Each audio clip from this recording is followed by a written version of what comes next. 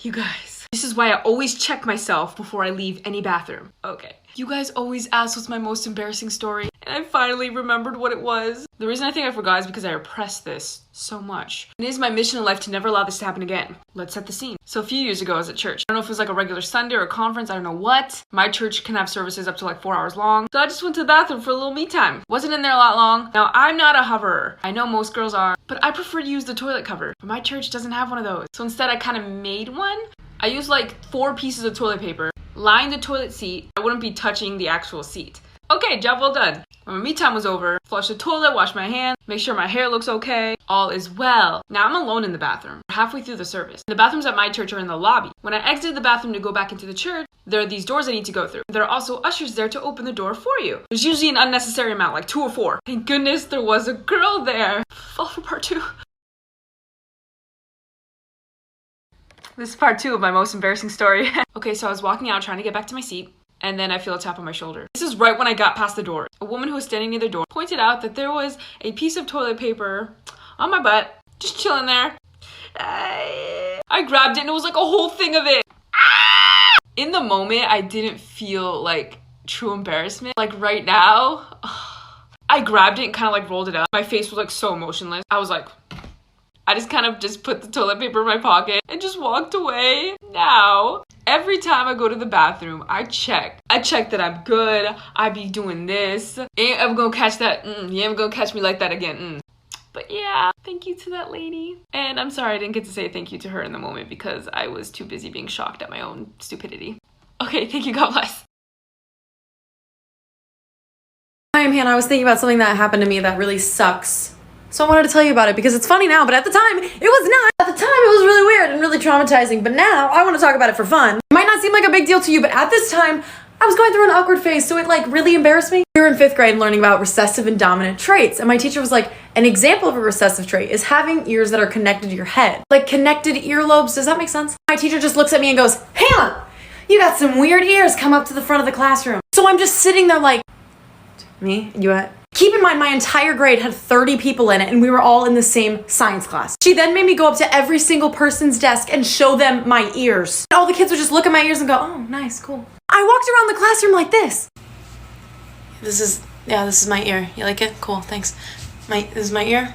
Thinking about this situation makes me just, it makes me want to like die, just like a little bit.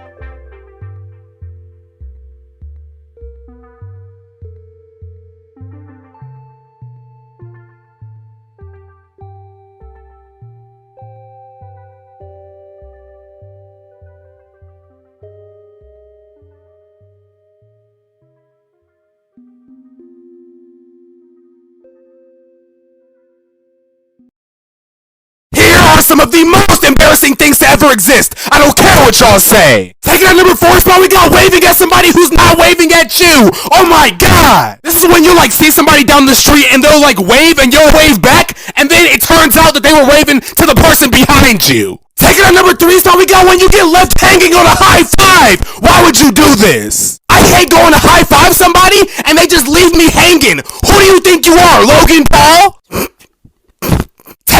excuse why we got getting caught staring at somebody. Bro, my anxiety levels go up so high when I'm staring at somebody and they turn around like this. And then you start looking away pretending that you are never staring at them. And the most embarrassing moment to ever exist is texting the wrong person. Oh Lord! There is nothing that's more embarrassing and scary than talking trash about somebody and then sending that text to the person you were just talking trash about. That or anything sus, sexual, or weird.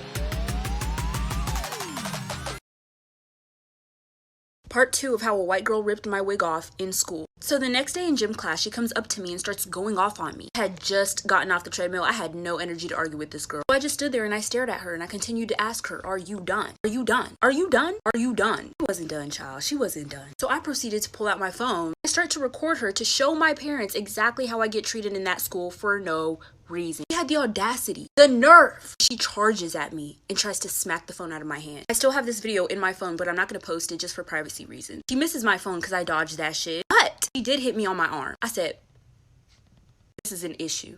I know this Caucasian female did not put her hands on me. Like I said, I had just gotten off the treadmill. I was way too tired. I was way too tired to beat the brakes off this bitch. So I was like, you know what? Violence isn't the answer. Let me go to administration. As some of you know, the administration at the school that I went to was trash. They did absolutely nothing. Therefore, I took matters into my own hands. I was gonna get her the next day. Part 3?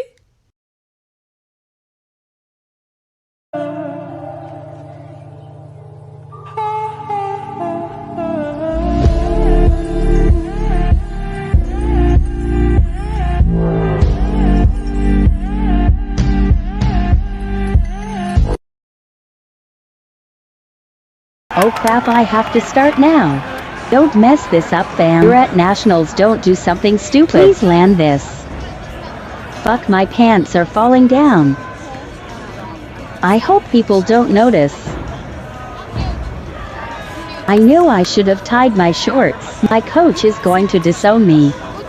Just keep going. Fuck, why did I bend my knees? Okay, they're really coming down now. My ass is literally out.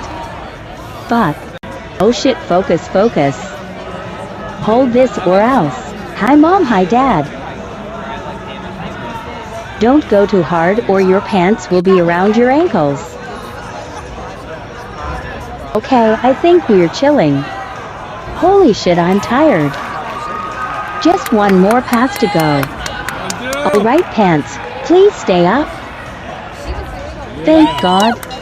I will never not tie my shorts again.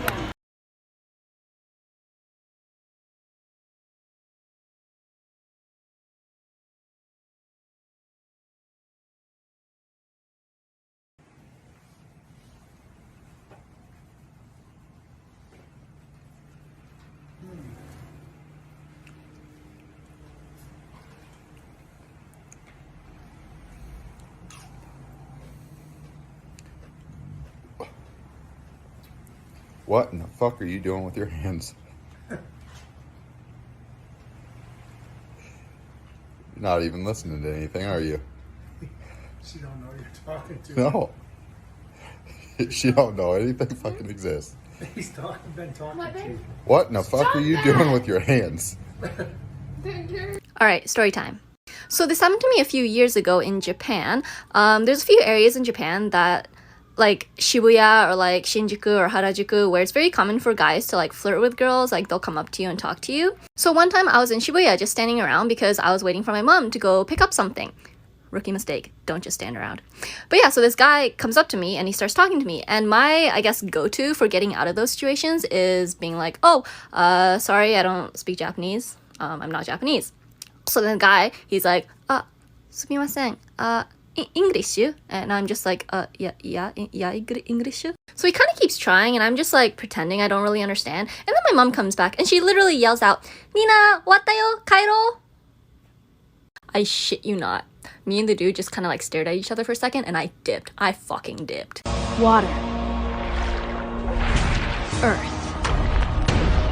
Fire. Air.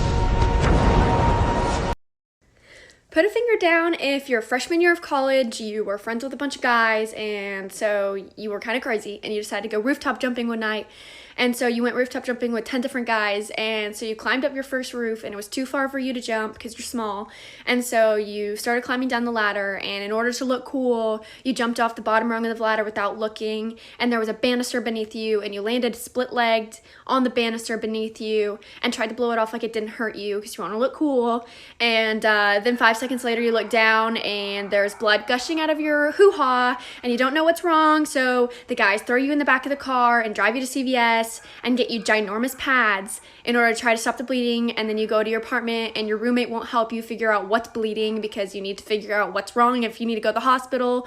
So you actually end up having one of your really good guy friends help you figure out what's wrong bleeding down there in your area.